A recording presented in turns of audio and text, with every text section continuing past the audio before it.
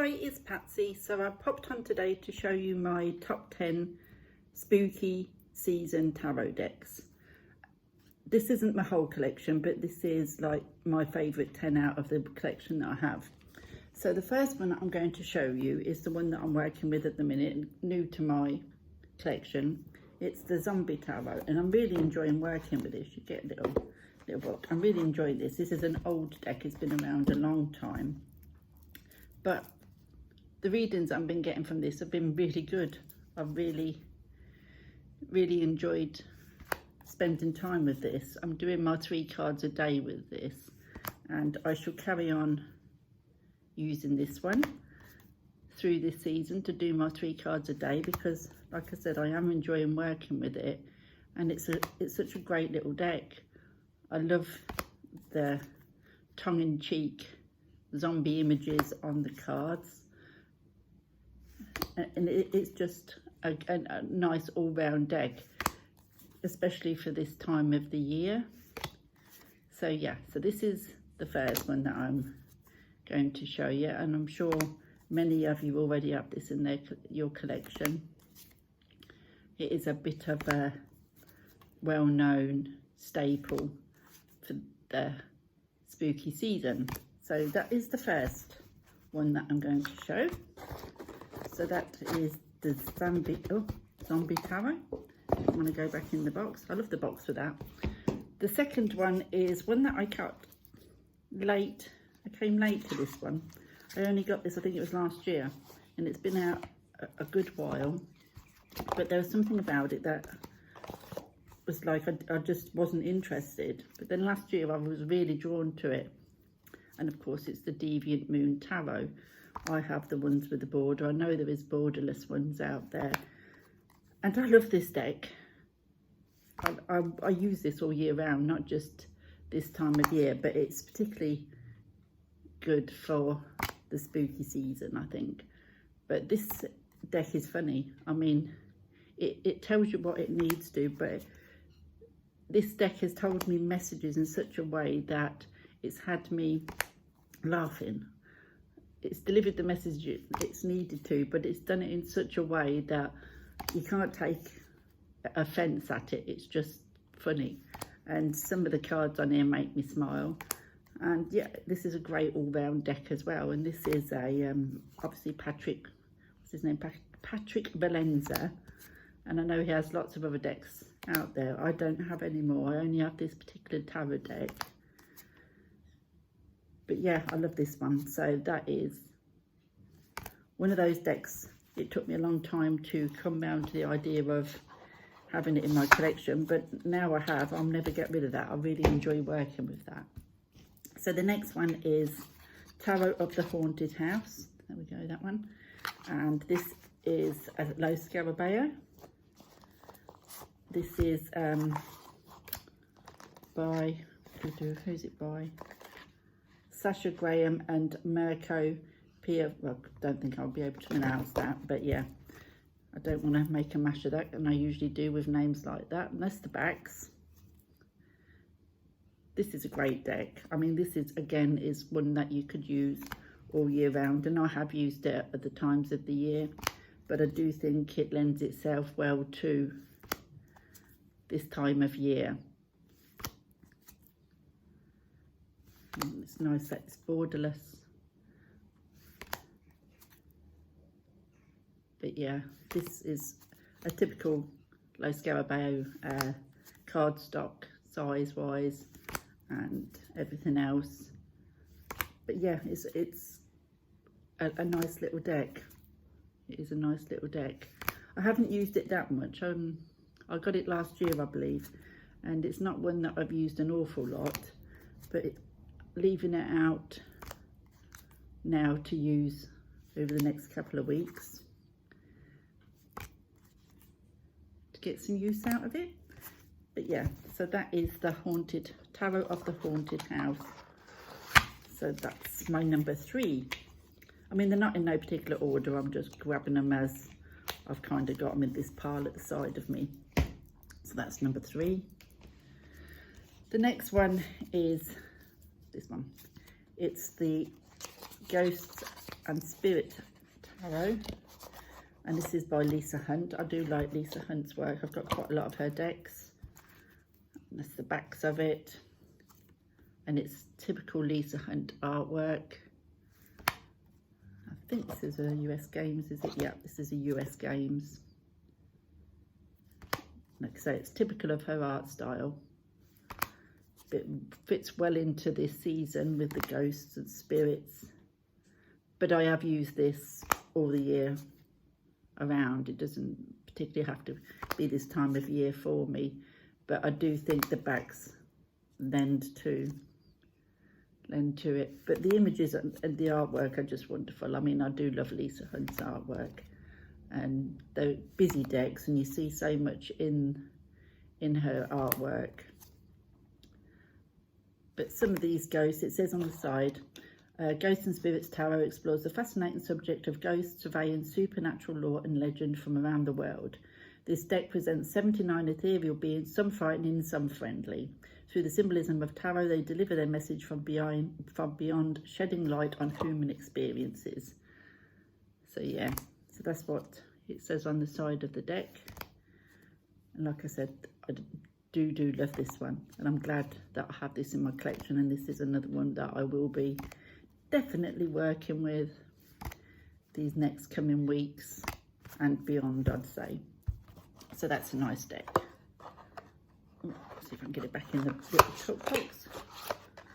These little tuck boxes are handy because they don't take up so much room, but they're not always as easy to get back in. But there we go. So that is the Ghosts and Spirits Tarot. The next one is the Dark Mansion Tarot, which is not mass market. This is the only mass market that I'm showing. This was a really kind gift to me a couple of years ago that's got black edge in it, and I've got that back. A friend of mine here on YouTube reached out to me because they knew that this was a deck that I was wanting to add to my collection, and just was no way I could at that point in time. And they reached out to me and said they had one in their collection and never used it. Did I want it? Which I was very grateful for, and that was very kind, and I will never get rid of this deck. It's lovely. It reads really well. It's so RWS, reads really well, but it just, I can use this all year round, and I do, but there's just something about the artwork that kind of lends itself to this time of the darker months, the spooky season. So I've added it to my top 10, and this would actually be in my top 10 decks that I own, because it is lovely.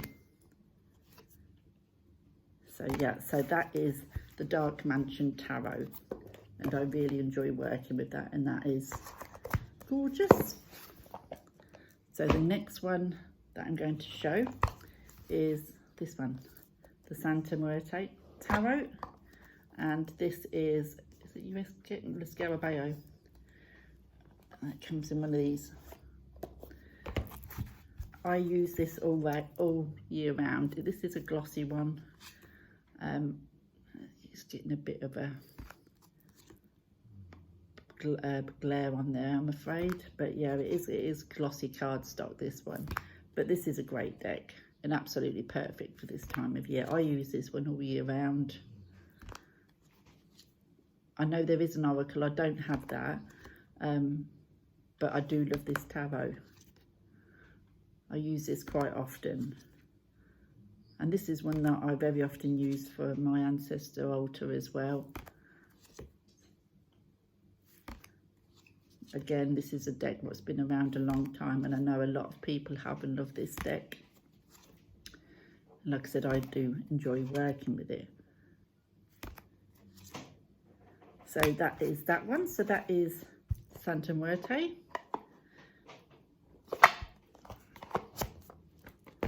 So the next one is one that I got quite recently, the Murder of the Crow Tarot.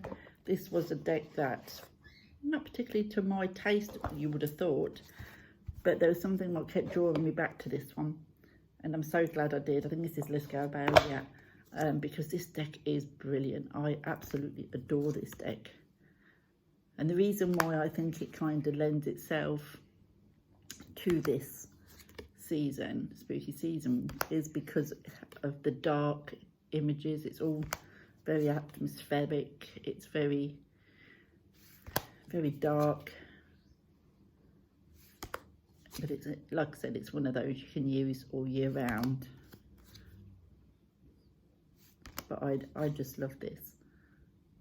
Like I say, it's not particularly something that I would have thought would be my thing, but I was just so drawn to it. I just had to get it, and I was so glad I did. It reads really well. It's wonderful. I love it. And this will be staying in my collection without a doubt. And I will be making use of it. We'll be making use of it in this season. So that is The Murder of Crows. So my next one, only 3 more to go. My next one is one that I bought last year. I only used it for a little while last year, and I haven't really used it since. So I'm looking forward to this. It's the Horror Tarot, and it's Titan Books. I don't know, who is it? The writing is really hard. Abigail Larson. But that's one reason I didn't use it too much. And so I'll show you. I mean, I love the inside of that box. The backs are wonderful. The imagery is great. I love the artwork on this, but I don't know if you can see, but that is the title just there. And it's very difficult, especially with somebody with eyes like mine, to actually see what the titles of the card are. I mean, some of them you know straight away just by looking at them what they are. But then there's others that I've kind of sort of had to sort of take a step back and try to work out what it is. It's a shame that wasn't in probably a white colour or something to make it stand out rather than the red, because the red tends to just kind of disappear, which is a shame. But like I said, I love the artwork. Great cardstock. And I will be keeping it out. Like that one. When I get that one, I really have to look at it, because that is the actual strength card. So like I said, a lot of them is what you would expect, and you don't need to see the titles. But there is a few in there that I have to kind of stop and think, what is this? What am I looking at?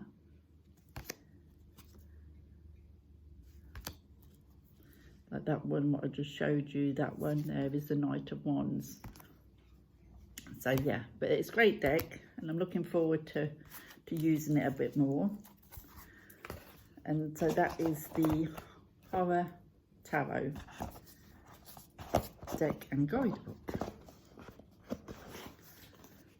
Then the next 2 are big decks. So this is a classic, Tarot of the Vampires. You can use this, I mean, the book is just phenomenal. You can use this all year round. A lot of people do. I've used it all year round. And this is a Llewellyn. There's the backs. I know that there is a new Tarot of the Vampires come out this year, but I don't feel like I need that one. That probably changed, there's no tellings with me, but at this point in time, it's not something what's calling for me to use. I love using this one, and I love using the book with this one. And I think for vampire decks, this is probably all I particularly need at this point of time in my collection. But the artwork is stunning, and as I said, the book is absolutely awesome.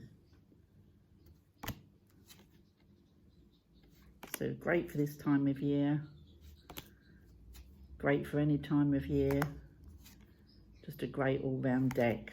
So that is Tarot of the Vampires. To go back back in there properly.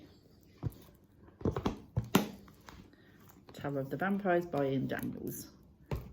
So my last one is new to my collection. I think it came out last year, but I've only got it this year. Tarot, Trick or Treat Tarot, I should say. And this is a Barbara Moore, illustrated by Jonathan Hunt. When it came out last year, I wasn't particularly drawn to it. I mean, it's a typical Llewellyn. It's Llewellyn, isn't it? Yeah, where you get the big glossy image and a bit that side. But this year I saw a few walkthroughs of it and I really enjoyed it. And that's what you got on the inside of the box. So I thought I'd get it. This reminds me of when